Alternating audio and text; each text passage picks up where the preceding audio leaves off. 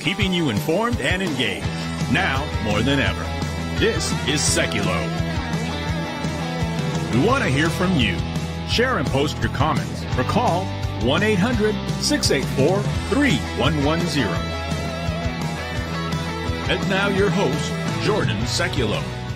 Welcome to Sekulow. This is Jordan Sekulow. My dad is joining us, of course, as well today, back still in our home offices. The ACLJ continues to work, but as in the Southeast and Midwest, of course, being experienced all across the country. Major snowstorms, which are, of course, causing to be pretty tough to get into the office, but we are still able to broadcast to you. And there's a lot of big news today. Dad, right off the bat, the Biden administration, who made a reversal right after taking office, just a month after taking office, they took the Houthi rebel group off the foreign terror organization list. Now, after this proxy war has begun between the United States and Iran and other partners by firing back at the Houthis firing back at the United States and our allies. Now they're rethinking that. It looks like they will be put back on the foreign terrorist organization list, which is a big reversal for them because we know why they did it. They did it because they wanted a negotiation with Iran. Well, look, I think the problem is that the negotiations with Iran have overclouded and really clouded the judgment of the Biden administration's foreign policy staff from Jake Sherman on down. And here's the problem, and I think this offends Antony Blinken to the Secretary of State. They were so committed to getting a deal with Iran, which now is way off the table, that they took a known terrorist organization. I mean, the Houthi rebels, which is a military force out of Yemen, are known terrorists. They are part of the Iranian export of terrorism. And there was no change in their attitude as far as conducting acts of terror. Yet the Biden administration removed them from the terror list, which was a huge mistake to lose that designation. In fact, we filed at the American Center for Law and Justice a Freedom of Information Act a demand to get information about why the initial decision was made to actually take them off the list. They've conducted over 130 attacks on U.S. Troops, ships, bases. They have disrupted the water passage rights, especially in the Red Sea, which is affecting global commerce. They're wreaking havoc wherever they go, and they are one of the largest terrorist armies in the world. And yet the Biden administration, for whatever reason, they decided to delist them, which we think was obviously because by delisting them, they thought they were giving a nod to Iran. Well, the end result is the Houthis are nothing but a proxy for Iranian terrorism. We say it, I say it again. I watched last night our ACLJ film, The Export, dealing with the export of terrorism from Iran. And I encourage, it's available for free. I encourage you to go to ACLJ Films and watch The Export so you get an understanding of exactly what's going on in the region and with these terror groups. It's really fascinating. It was shot about 10 years ago, but it is irrelevant. It's as relevant today as it was then. And I encourage you to go to ACLJ Films and check that out. But it gives you this history. And nothing in the history has changed. In fact, they're getting more bold, more aggressive. And I think the United States is being put more in a more difficult situation. And that's why you have so many troops in the area, so many naval vessels in the area trying to protect those waterways. And if you read the news carefully, it seems to me that we are one accident away, one fired missile away from a huge potential escalation, because you read the articles and we've got fighter jets shooting down cruise missiles that are aimed at destroyers and they're in the sea. I mean, one of those times, if that doesn't work, or they miss their target because of a barrage or something like that, and U.S. servicemen and women potentially killed by these actions of the Houthi group, you're talking about a massive escalation, because the Houthis will be there in their size of 150 to 200,000, so long as Iran is able to fund them and get them the weapons they need. I saw yesterday on Israel News, I-24, they had a picture of a huge container ship, and that's a ship with a lot of goods. And they were going through the Red Sea, and the Houthis surrounded it. And they surrounded it with, this was a giant ship, and they surround it with smaller boats, but the Houthis also have helicopters to land on these ships and take control. So they're affecting world economies right now. So I think the Biden administration has made two missteps here. Number one, even thinking you could be negotiating with the Iranians was wrong and ridiculous.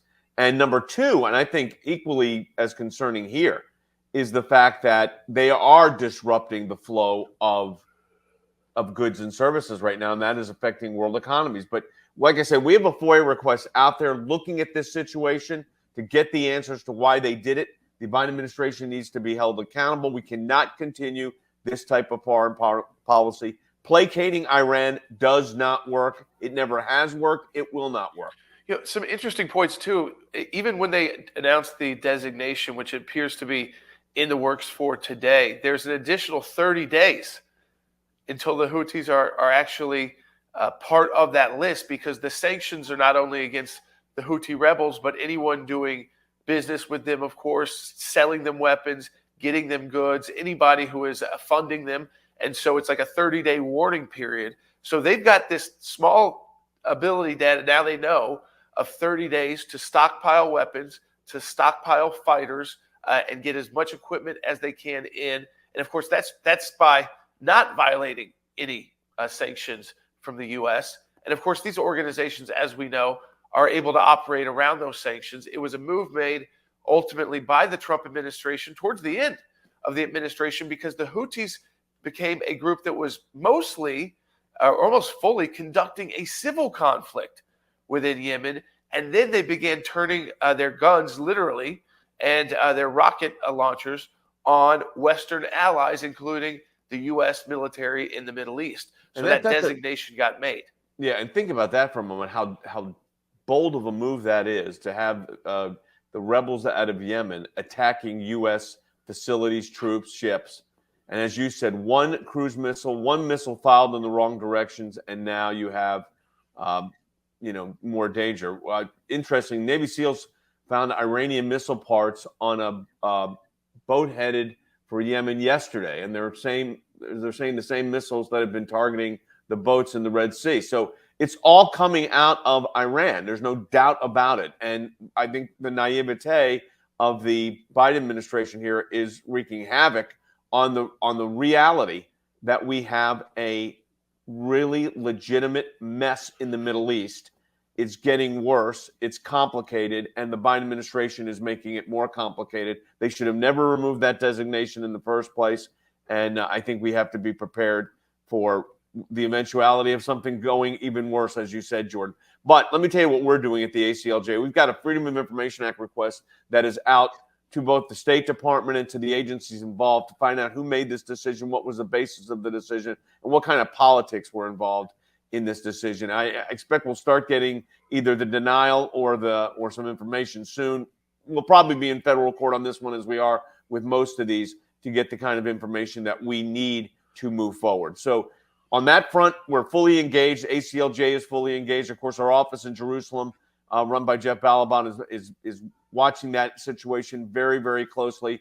I will report also that our colleagues in Europe and in Israel are taking another group of hostages this coming week to both London for events, including with the Prime Minister, the Foreign Minister, and the Foreign Secretary, and the Home Secretary, as well as members of the British Parliament, and also heading over to Madrid to deal with the same situation, bringing hostage families over to Spain to meet with officials there. Our European Center for Law and Justice fully involved in that one as well. We also distributed a legal brief that we prepared in light of the quick hearing at the International Court of Justice involving South Africa's ridiculous claim of genocide against Israel. We served this legal brief on every relevant country that is involved with the IJC. We served this also so that we served it also on the UN Secretary General. Yeah, I mean, I think it's very important for people to know just how active we are in these issues and our expertise when it comes to the law of war, the law of armed conflict, and these ongoing situations. Of course, I think it would only be Israel that would have to defend themselves in a court while they were engaged in an ongoing war because they were invaded by Hamas and a terror group, and are still responding, and in the midst of their own troops being killed, are having to defend themselves against charges of apartheid in a courtroom in Western Europe. And I think I tie this, Dad, back to Iran and the Houthis and the foreign terror organization list.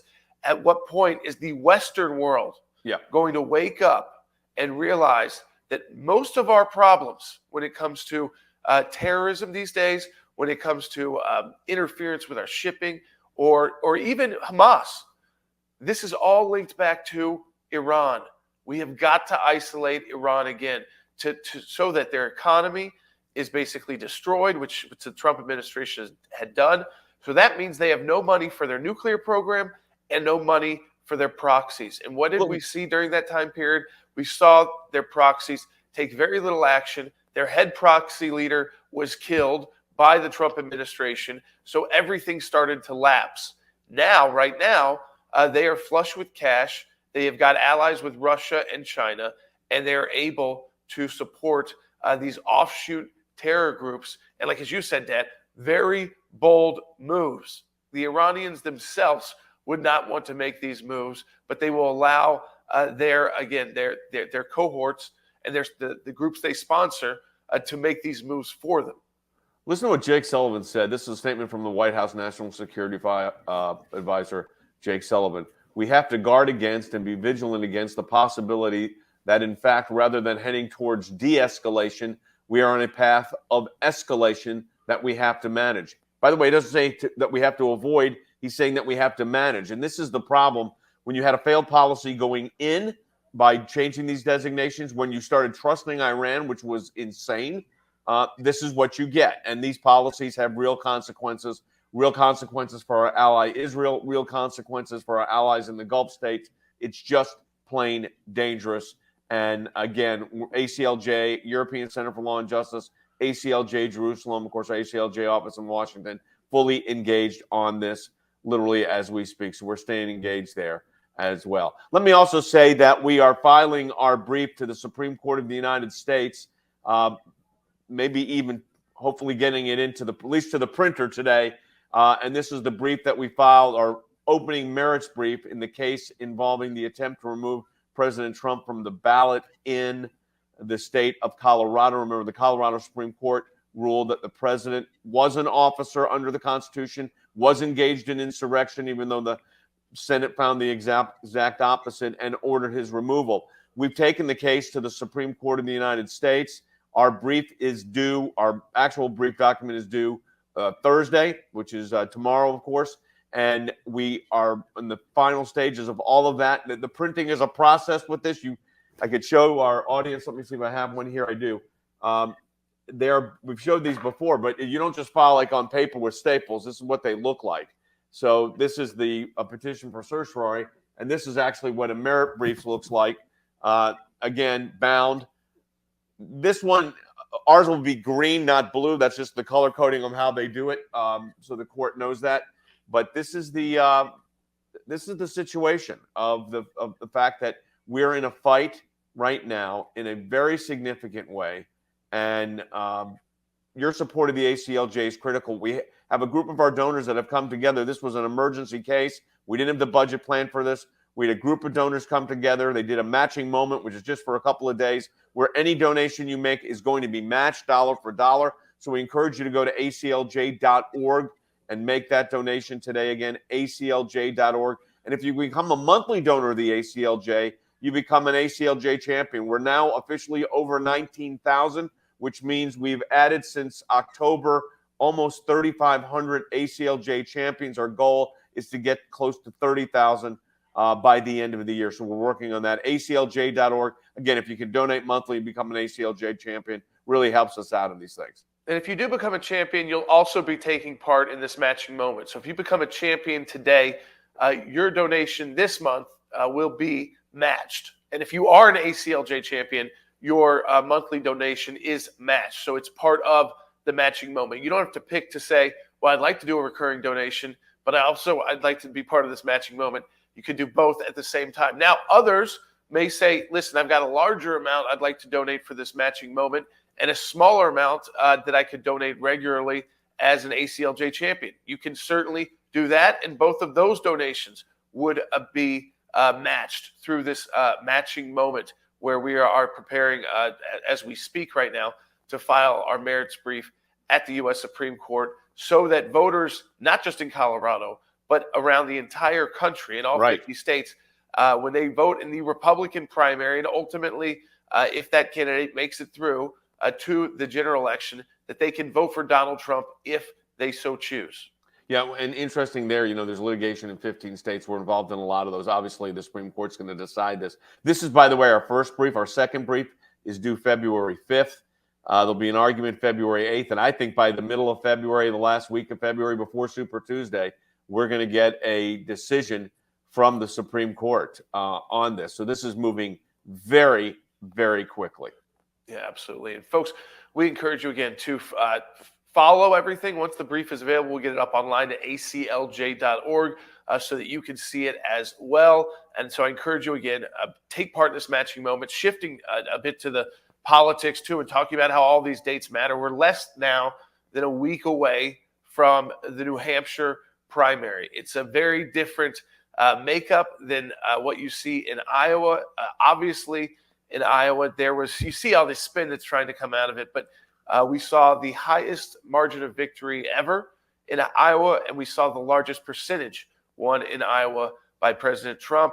So now we go to New Hampshire, where the polls are tighter, and the question is, does anyone emerge out of New Hampshire other than President Trump who can legitimately say that they could actually win this primary?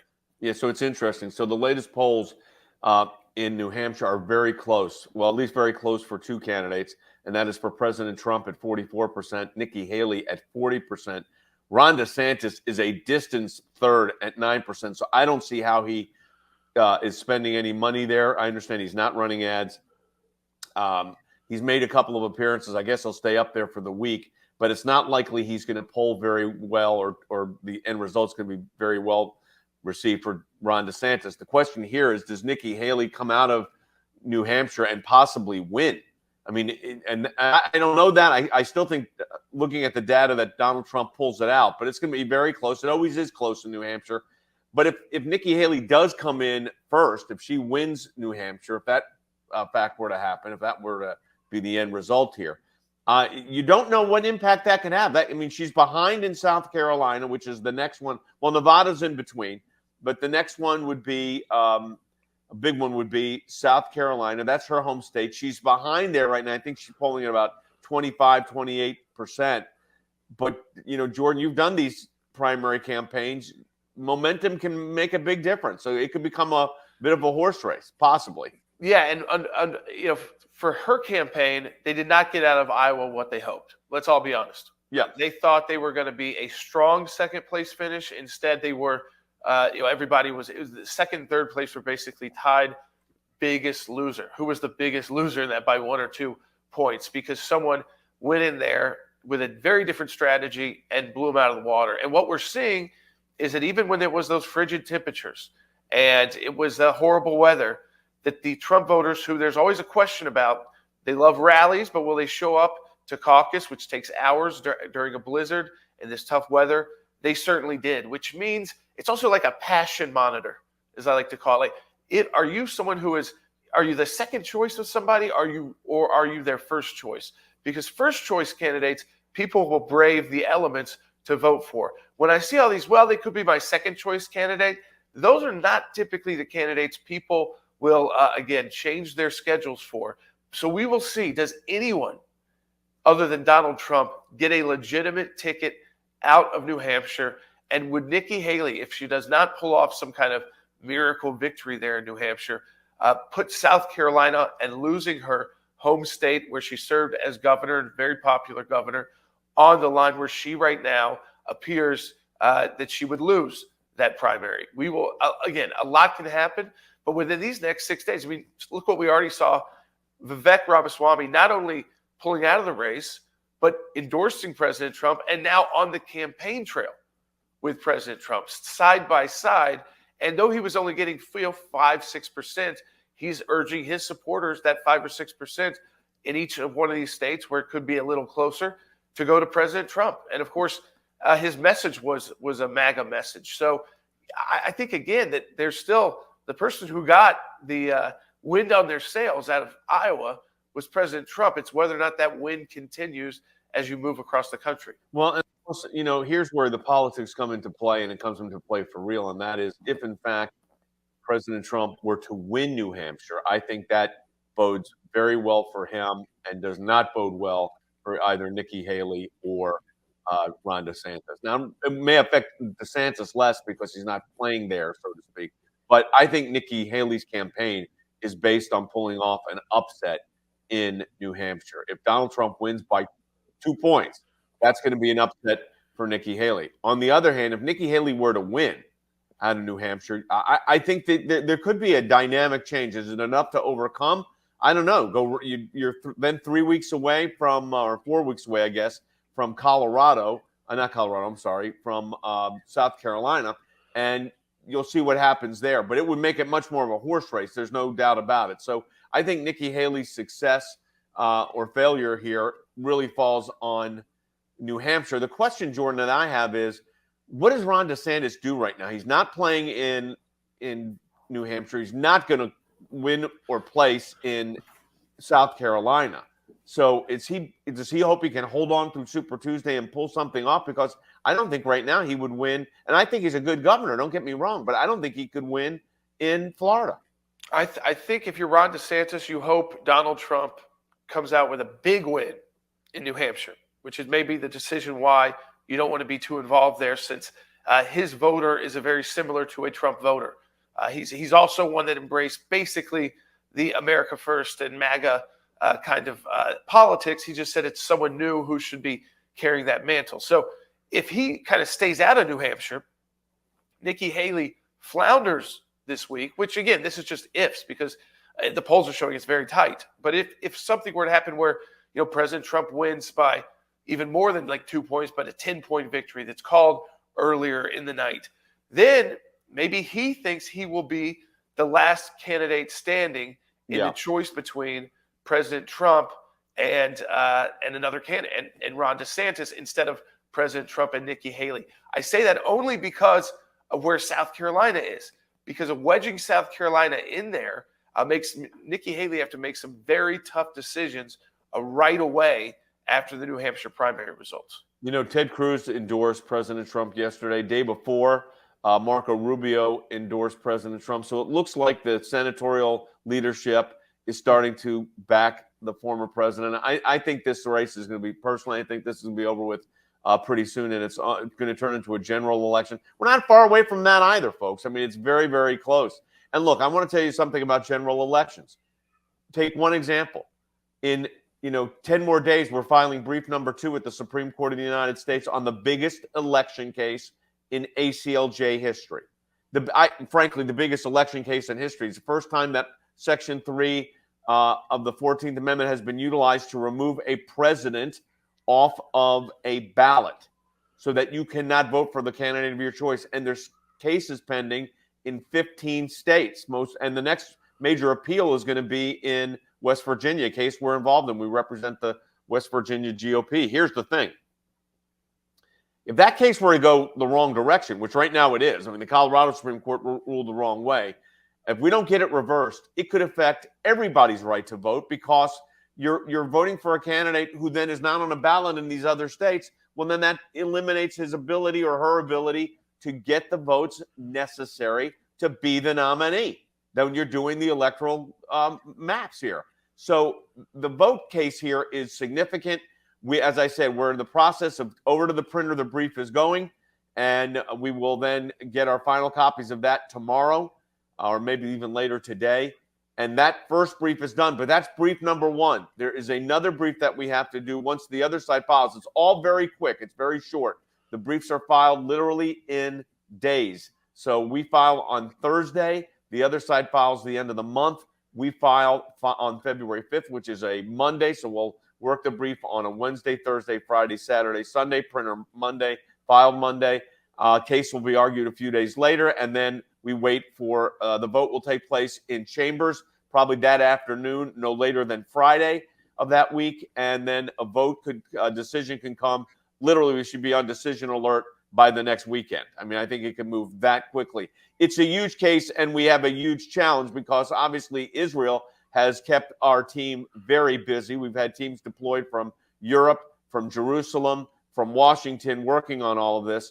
So this is what it means. Your support of the ACLJ right now is really critical and significant. And we've got a matching moment, which means a group of our donors, including donors in our champions group, have come together and said, we want to match whatever's raised over these few days, dollar for dollar. So whatever amount you put in, it's going to be doubled. So if you donate $30, it becomes $60. We encourage you to do that at aclj.org to support this matching moment, aclj.org. Very important for you to participate in that. And again, if you could do that monthly, you become an ACLJ champion. And let me tell you something about these champions. I looked this morning. We have 19,036. Our goal for this month would be to get that close to 19,400, 19,500, continuing to build that up. We want a war chest capability here at the ACLJ as so many cases are coming at a rapid speed. Jordan and I were on a conversation last night looking at the case list, the litigation list, and it's pretty vast. And it's everything from the Supreme Court of the United States to students and parents in Nevada. I mean, that's how diverse this is. So I think this is an important time. I encourage you to go to aclj.org. That's aclj.org and make that gift to our Matching Moment campaign. Jordan, any final comments? You know, I think, again, we got a lot to watch politically over less than a week now moving into New Hampshire. Check out how tones change. Watch where the Trump campaign, who are they focusing on? What is DeSantis doing? What is Nikki Haley doing? And, of course, did any of these other former candidates start popping up at President Trump or other candidates' events like we saw with Vivek Ramaswamy back on stage with President Trump immediately after dropping out of the race? So you think about his strategy worked for him. He became a national figure. I'd say, though, just to encourage people to be part of this matching moment. Again, we're broadcasting because of a massive snowstorm that hit our area, like many of you on the East Coast and Midwest have also experienced. But the team is working around the country, not only to meet these deadlines, but to be prepared before the deadlines. And of course, we have to be ready for any other issues that may arise. It's been 2023 was certainly a year of surprises, and we were ready for all of those battles that are continuing today. We'll be ready for all of the battles in 2024 as well. Take part in this matching moment. Double the impact of your donation. Donate today at aclj.org, and we'll see you tomorrow, hopefully from our studios, if not, right here. Thanks, everybody.